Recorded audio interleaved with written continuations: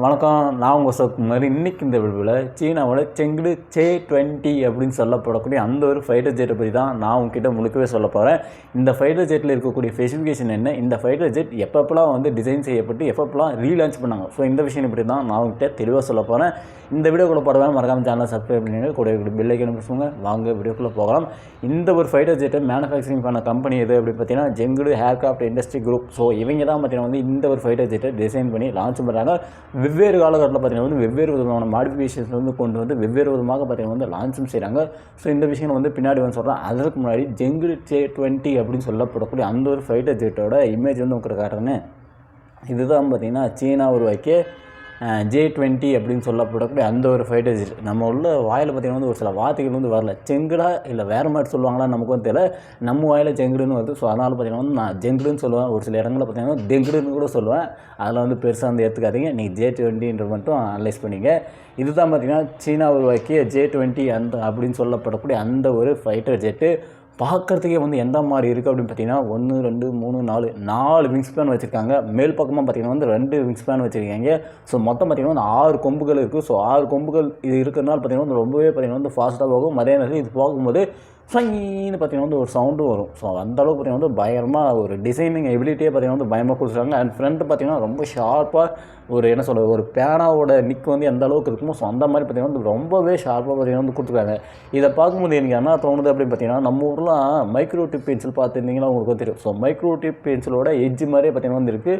So design look அப்படின்னு பார்க்கும்போது வேறு லெவலில் இருக்குது. ஸோ சீனா ப்ராடக்ட் அப்படின்னாவே வந்து நமக்கு தெரியும், அது வந்து ரொம்பவே வந்து என்ன சொல்கிறது, ரொம்ப அட்வான்ஸாக இருக்கும். ஆனால் வந்து ரொம்ப காலகட்டம் வந்து தாங்காது. ஸோ இது வந்து நம்ம எல்லாருக்கும் தெரியும். பட் இந்த ஒரு ஃபைட்டர் ஜெட் பார்த்திங்கன்னா அதே மாதிரி தான் வந்து பல காலகட்டத்தில் பார்த்திங்கன்னா வந்து பல மாடிஃபிகேஷன் செய்யப்பட்டு பல முறை பார்த்திங்கன்னா ஃபியூஸ் போச்சுன்னு சொல்ல வரல, பல முறை பார்த்திங்கன்னா வந்து ரீலான்ச் பண்ணியிருக்காங்க. ஸோ இந்த ஒரு விஷயம் பார்த்திங்கன்னா நடந்திருக்கு.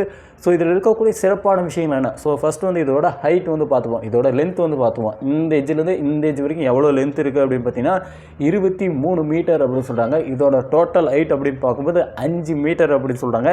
அண்ட் இதோட மேக்ஸிமம் ஸ்பீட் அப்படின்னு பார்த்தீங்கன்னா 2.55 மேக்ஸ் ஸ்பீட் அப்படி சொல்கிறாங்க.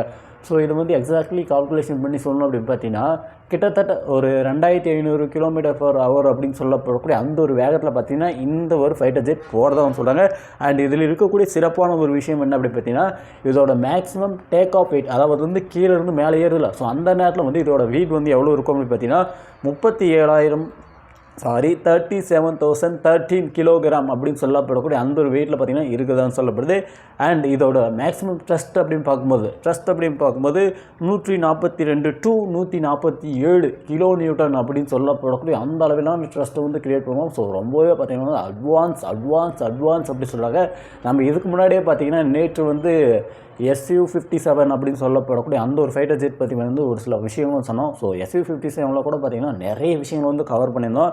வித்தவுட்டில் வந்து எவ்வளோ வெயிட் இருக்கும், வித்தோட எவ்வளோ வெயிட் இருக்கும், அண்ட் டேக் ஆஃபில் வந்து எவ்வளோ வெயிட் இருக்கும். ஸோ அந்த மாதிரி வந்து நிறைய விஷயங்கள் வந்து கவர் பண்ணோம். அதே சமயத்தில் அதோட என்ஜின் டைப் என்ன, அந்த மாதிரியான நிறைய விஷயங்கள் சொன்னோம். பட் அதை கம்பேர் பண்ணும்போது இதில் ஒரு சில விஷயங்கள் வந்து எக்ஸ்ட்ரா இருக்கும். பட் அதில் இருக்கக்கூடிய ஒரு சில விஷயங்கள் பார்த்திங்கன்னா இதில் வந்து மிஸ் ஆகிருக்கும். காரணம் என்ன அப்படின்னு பார்த்தீங்கன்னா நம்ம வந்து நிறைய பேஜஸ் வந்து தோண்ட பார்த்தீங்கன்னா வந்து அவன் ஒவ்வொரு மாதிரி சொல்கிறான். ஒவ்வொரு ஆர்டிகளும் பார்த்தீங்கன்னா டிஃப்ரெண்ட்டாக இருக்குது. நம்ம எதை வச்சு சொல்கிறதுனே நமக்கு வந்து புரிய மாட்டேங்குது. இருந்தாலுமே வந்து ஒரு சில நம்பகத்தனமான வெப்சைட்ஸ்லாம் பார்த்திங்கன்னா வந்து ஒரு சில தகவலை வந்து எடுத்து ஸோ இந்த மாதிரி தான்ப்பா இருக்கும் அப்படின்ற மாதிரி பார்த்திங்கன்னா நானும் வந்து கோர்வையான்னு சொன்னேன். வரக்கூடிய நாட்களில் பார்த்திங்கன்னா வந்து அவங்க இந்த மாதிரி வந்து அந்தந்த நாடுகளே பார்த்திங்கன்னா வந்து டாக்குமெண்ட் வந்து ரிலீஸ் பண்ணாங்கன்னா நமக்கு வந்து தெரிய வாய்ப்பு இருக்குது. பட் சோஷியல் மீடியாவில் இருக்கக்கூடிய விஷயங்கள், அதாவது கூகுளில் போய் டைப் பண்ணும்போது நமக்கு கிடைக்கக்கூடிய தகவலை தான் நான் வந்து உங்கள்கிட்ட சொல்கிறேனே தவிர மொத்தமாக பார்த்திங்கன்னா வந்து எதையும் வந்து அடிச்சு விடல. அண்ட் இந்த ஒரு ஃபைட்டர் ஜெட்டில் பார்த்திங்கன்னா வந்து ஒரு சில விஷயம் பார்த்திங்கன்னா வந்து ரொம்பவே வந்து அட்வான்ஸாக இருக்குது அப்படின்னு சொன்னாங்க. ஸோ அதற்கு முன்னாடி இந்த ஒரு ஃபைட்டர் ஜெட் எப்பப்பெல்லாம் வந்து ரீலான்ச் பண்ணாங்க, ஸோ அந்த ஒரு விஷயத்தை வந்து சொல்லிடுவோம். அப்போ நம்ம வந்து மற்ற விஷயத்துக்குள்ளே வந்து போவோம். ஸோ இந்த செங்டு J-20 அப்படின்னு சொல்லப்படக்கும் இந்த ஒரு ஃபைட்டர் ஜெட் வந்து டிசைன் பண்ணுறதுக்கு எப்போ பிளான் பண்ணாங்க அப்படின்னு பார்த்தீங்கன்னா 1990s பார்த்திங்கன்னா வந்து ஃபஸ்ட் டைம் வந்து பார்த்திங்கன்னா பிளான் பண்ணுறாங்க.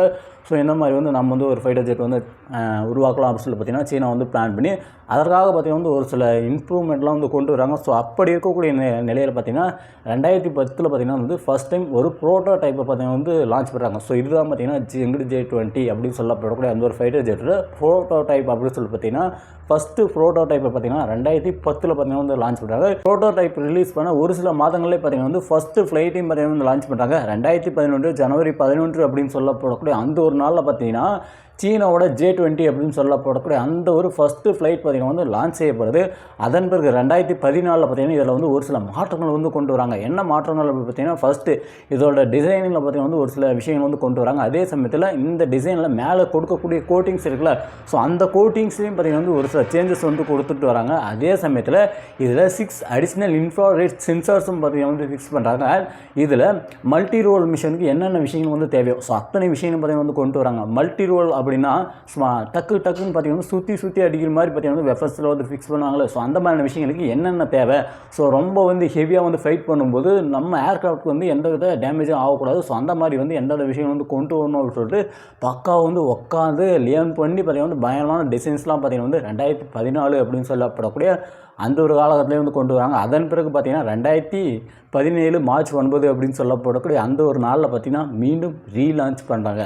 ஸோ அதன் பிறகு மீண்டும் இதை வந்து தூக்கின்னு போய்ட்டு வந்து ஷெட்யூலில் போட்டு 2019 நவம்பரில் பார்த்திங்கன்னா மீண்டும் ஷெட்யூலில் போட்டுறாங்க. ஷெட்யூலில் போட்டு மீண்டும் பார்த்திங்கன்னா வந்து இதில் வந்து பட்டி டிங்கரிங்லாம் வந்து பார்க்க ஆரம்பிக்கிறாங்க. ஸோ அப்படியே இருக்கும்போது இதோட கலரில் பார்த்திங்கன்னா வந்து இன்னும் ஒரு சில சேஞ்சஸ் வந்து கொண்டு வராங்க. இது மேலே இருக்கக்கூடிய கோட்டிங்ஸ்லேருந்து இன்னும் ஒரு சில சேஞ்சஸ் வந்து கொண்டு வராங்க. எல்லோ பெயிண்ட் பண்ணதாக சொல்கிறாங்க. ஸோ நம்ம சோஷியல் மீடியாவில் வந்து தேடும்போது எங்கேயுமே வந்து மஞ்சள் கலரில் பார்த்திங்கன்னா இந்த ஒரு ஏர்க்ராஃப்ட் டிசைன் வந்து கிடைக்கல. பட் இதுக்கு மேலே பார்த்திங்கன்னா வந்து எல்லோ கோட்டிங்ஸ் பார்த்திங்கன்னா வந்து கொடுக்கப்பட்டதாக சொல்கிறாங்க. அண்ட் இதோட டிசைன்ஸ்லேயும் பார்த்திங்கன்னா வந்து ஒரு சில மாற்றங்கள் வந்து கொண்டு வந்ததாக சொல்கிறாங்க. WS-10 டைஹாங் அப்படின்னு சொல்லப்படக்கூடிய இந்த ரக என்ஜின்ஸ் பார்த்திங்கன்னா வந்து ஃபிக்ஸ் பண்ணதாக சொல்கிறாங்க. ஸோ இவ்வளோ விஷயங்கள் வந்து கொடுக்கப்பட்டு மீண்டும் பார்த்திங்கன்னா வந்து ஜூலை 8 2020 அப்படின்னு சொல்லப்படக்கூடிய அந்த ஒரு நாளில் மீண்டும் ரீலான்ச் செய்யப்படுது. ஸோ அதன் பிறகு தான் பார்த்திங்கன்னா வந்து இந்த J-20 அப்படின்னு சொல்லப்படக்கூடிய இந்த ஒரு ஏர்க்ராஃப்ட் பார்த்திங்கன்னா ப்ரொடக்ஷனுக்கு வந்து கொண்டு வரப்படுது. ஸோ ஒவ்வொரு காலகட்டத்திலையும் ஏர்க்ராஃப்டை பார்த்திங்கன்னா கொஞ்ச நாள் வந்து சர்வே பண்ண விட்றாங்க. சர்வே பண்ண விட்டு அதில் வந்து இருக்கக்கூடிய விஷயங்கள் வந்து அதில் வாட்ச் பண்ணுறாங்க. ஸோ வாட்ச் பண்ணிட்டு இந்த விஷயங்கள் வந்து சேஞ்ச் பண்ணலாம், இந்த விஷயங்கள் வந்து சேஞ்ச் பண்ணலாம், இதை இம்ப்ரூவ் பண்ணலாம் அப்படின்னு சொல்லிட்டு பார்த்திங்கன்னா ஒரு சில நாட்களில் வந்து பொதுவெளியில் வந்து ஓட விட்டு அதன் பிறகு மீண்டும் வந்து தூக்கி மேலே வந்து ஷெட்டில் போட்டு அங்கே பார்த்திங்கன்னா வந்து பட்டி டிங்கெல்லாம் வந்து பார்த்து திருப்பணும் பார்க்க விட்றாங்க. திருப்பணும் வந்து ஒரு சில சேஞ்சஸ் பண்ணணும்னு நினச்சாங்கன்னா திருப்பணும் தூக்கி வந்து ஷெட்டில் போட்டு திருப்பணும் வந்து பட்டி டிங்கரை பார்த்து திருப்பணும் வந்து லான்ச் பண்ணுறாங்க. ஸோ இந்த மாதிரியான விஷயங்கள் தான் பார்த்திங்கன்னா பண்ணிருக்காங்க. சீனாக்காரர் மட்டுமே இல்லை, ஸோ ஒட்டுமொத்த கண்ட்ரிகளுமே பார்த்திங்கன்னா வந்து தங்களோட ஏர்க்ராஃப்ட் வந்து ஒரு சில மாற்றங்கள் வந்து கொண்டு வரணும் அப்படின்னா ஒரு கொஞ்ச நாள் ஒரு வாரில் பார்த்திங்கன்னா வந்து அதை வந்து போக விடுவாங்க. ஸோ போக விட்டு அங்கே நடக்கக்கூடிய ஒரு சில தவறுகள் என்னென்ன விஷயங்களை வந்து நம்மளுக்கு வந்து நடக்குது, ஸோ இதை வந்து என்னென்ன பண்ணணும், என்னென்ன கரெக்ஷன்ஸ் எல்லாம் வந்து கொண்டு வரணும் அப்படின்னு சொல்லிட்டு அந்த ஒரு இடத்துல பார்த்திங்கன்னா வந்து ஒரு சில விஷயம் வந்து நோட் பண்ணி அதை வந்து மீண்டும் வந்து ஷெட்டில் போட்டு கரெக்ஷன் பண்ணுவாங்க. ஸோ எல்லா நாடுகளும் நடக்கக்கூடிய விஷயங்கள் தான் இது வந்து காமனான திங் தான். இவங்க மட்டுமே பார்த்திங்கன்னா வந்து தூக்கி ஷெட்டில் போடுறாங்க, பட்டிங்கிறீங்க பார்க்குறாங்கல்ல. ஸோ எல்லா நாடுகளுமே வந்து அவங்களோட ஏர்க்ராஃப்டில் இருக்கக்கூடிய விஷயங்கள், அவங்க ஏர்க்ராஃப்டில் இருக்கக்கூடிய டிசைன்ஸில் பார்த்திங்கன்னா ஒரு சில சேஞ்சஸை அப்பப்போ பார்த்திங்கன்னா வந்து கொண்டு வராங்க. ஸோ இந்த என்ஜின் அப்படின்ற விஷயங்களே பார்த்திங்கன்னா நமக்கு வந்து வேறு விதமான தகவல் வந்து கிடைச்சிருக்கு. இந்த மாதிரி வந்து 2XWS-15 அப்படின்னு சொல்லப்போட்டு இந்த ஒரு என்ஜின் தான் பார்த்திங்கன்னா வந்து ஃபஸ்ட்டு வந்து யூஸ் பண்ணதாக சொன்னாங்க. பட் நம்ம இன்னொரு இடத்துல போய் பார்க்கும்போது WS-10 அப்படின்ற இந்த என்ஜின்ஸ் வந்து யூஸ் பண்ணதாக சொன்னாங்க. பட் அட்வான்ஸ்டு என்ஜின் அப்படின்னு பார்த்திங்கன்னா வந்து 2XWS-15 அப்படின்னு சொல்லப்படக்கூடிய இந்த ஒரு என்ஜின் தான்.